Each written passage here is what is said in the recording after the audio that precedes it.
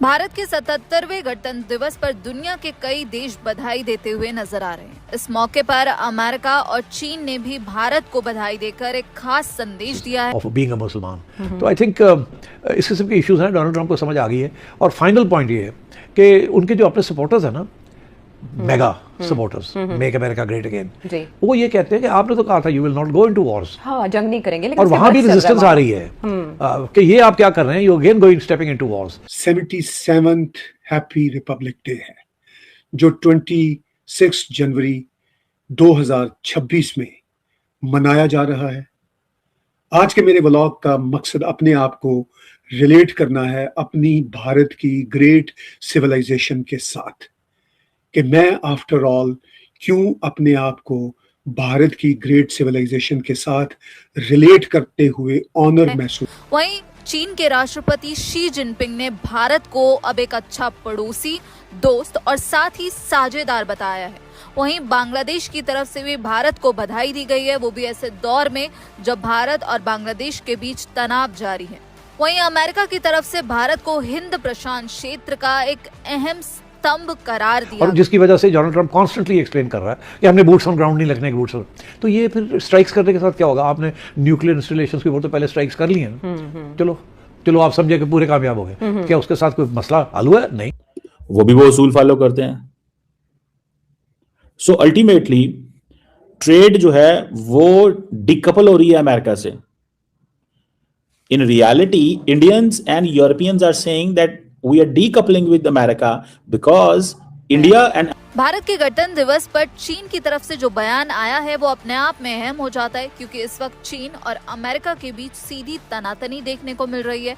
वहीं अमेरिका लगातार भारत पर टैरिफ को लेकर दबाव बना रहा है। वहीं चीन का ये कहना कि भारत हमारा अच्छा पड़ोसी, अच्छा दोस्त और अच्छा साझेदार है, ये सीधे ट्रंप को अब एक बड़ा मैसेज है, क्योंकि बीते एक साल में दोनों देशों के रिश्तों में जो सुधार देखने को मिला है उससे अब अमेरिकी राष्ट्रपति डोनाल्ड ट्रंप भी बौखलाते हुए नजर आ रहे हैं। और ये बात मेरे व्यूअर्स साल हर साल से जानते हैं कि मैं भारत की धरती के साथ क्यों जुड़ा हुआ हूं, दिल से, जान से और दिमाग से। लेकिन आज मैं कुछ इस बहुत ही इंपॉर्टेंट दिन के मौका पर थोड़ा सा इमोशनल होते हुए अपनी जुड़त अपनी इस अजीम धरती के साथ कैसे बनाता हूं, वो मैं आज के व्लॉग में आपके साथ शेयर करने जा रहा हूं। और तब से ये नशरियात चल रही हैं अजीम कल्चर्स का, अजीम सिविलाइजेशन का, मेरा वो देश जिसे मैं आज एक परेड की सूरत में वॉच कर रहा हूं। तो वो मुझे क्या पैगाम दे रहा है? वो मुझे ये पैगाम दे रहा है कि मैं वेस्टर्न वर्ल्ड, कनाडा के शहरी होने के नाते ईस्टर्न वर्ल्ड की सिविलाइजेशन जो मेरी मिट्टी में गुंदी हुई है उसके साथ अपने आप को जोड़ रहा हूं। और क्यों जोड़ रहा हूं और क्यों जोड़ता चला आ रहा हूं, इस पे मैं कुछ थोड़ी सी आज बातचीत करूंगा। ये वो बातचीत है जिस पे मैं किताबें लिखना चाहूं, जो कि मैं लिख चुका हूं और कई और लिखूंगा अगर मुझे भगवान ने मौका दिया, तब भी वो सारी बातें मुकम्मल नहीं होगी। पाकिस्तान जो भारत का ही हिस्सा हुआ करता था, जिसको अंग्रेजों ने एम्पुटेट करके पाकिस्तान नामी एक देश बनाया, उसके शहर लाहौर के अस्पताल गंगाराम अस्पताल में पैदा होने वाला मैं शख्स जो 1963 सितंबर 26 को गंगाराम हॉस्पिटल लाहौर में पैदा हुआ, कृष्ण नगर में रहता रहा। मैं वो शख्स जो बचपन से भारत के खिलाफ नफरत, प्रोपेगेंडा ना सिर्फ अपनी किताबों में पढ़ता रहा, अपने स्कूलों में सुनता रहा, अपने वर्क प्लेस पे ये नफरत और प्रोपेगेंडे को देखता रहा, मुसलसल देखता रहा। और मैं चिढ़ गया था अपने बचपन से कि आफ्टर ऑल ऐसा क्यों है कि जिस सिविलाइजेशन से मेरा ताल्लुक है, जिस हिंदू एंसेस्ट्री से मेरा ताल्लुक है, उससे हम हिंदुओं की एंसेस्ट्री वाले देश पाकिस्तान, जो एक अजीब किस्म का देश बना था, चलिए बन गया। दुनिया में बहुत सारे ब्लंडर होते हैं, पाकिस्तान भी एक ब्लंडर था, बन गया। लेकिन जब मैंने उसको अपने बचपन, लड़कपन और जवानी के जमाने में भारत से नफरत करते देखा और सुना, तो मेरा दिल नहीं मानता था कि यह सच था। मैंने अपने लड़कपन में सच्ची किताबें ढूंढना शुरू की तो मुझे अंदाजा हुआ कि ये एक फेक देश है। चलिए, मैं समझ सकता हूं कि पाकिस्तान के 240-250 मिलियन लोगों को पाकिस्तान से बेपनाह मोहब्बत हो सकती है या एक झूठी मोहब्बत हो सकती है। चलिए, इस मोहब्बत या झूठी मोहब्बत का उन्हें हक है, लेकिन क्या मुझे ये हक नहीं कि मैं रियलिटी को समझ सकूं? ना दरअसल बहुत आगे हैं, आपको समझ में बाद में आएगी। और हमारे पास क्या टेक्नोलॉजी हम आपके साथ क्यों शेयर करें? आप तो हमारे दुश्मन मुल्क हो। जब एक्सप्लिसिटली कह दिया there was no pilot loss, there was no loss, बात खत्म हो गई। अच्छा, जहाज गिरा तो यहां पे भारत में भी तो कई गद्दार बैठे हुए हैं, और गद्दार ना भी हो तो भी यहाँ पे एक्टिव सिटीजन तो हैं। कहीं मलबा देखा आपने? कोई एक वीडियो आया क्या? नहीं। इंडिया में तो कोई इंटरनेट बैन नहीं था ना। कोई जहाज गिरता तो उसकी तस्वीर बनती, उसका वीडियो बनता। आपको पता है मगर आपके ऑफिसर ने भी तो कहा था कि जहाज क्यों गिरे वो चेक करना होगा, कितने गिरे वो इम्पोर्टेंट नहीं है। एक स्टेटमेंट आया था आपके जो एयरफोर्स के अनिल चौहान साहब जी, सीडीएस साहब का बयान था। और वो आप ध्यान से जब सीडीएस साहब का बयान था, अगर आप ध्यान से सुनोगे तो आपको पता लगेगा कहा क्या उन्होंने। जब आप when you go through it again ना, then you will we'll analyze what losses were there. ठीक है।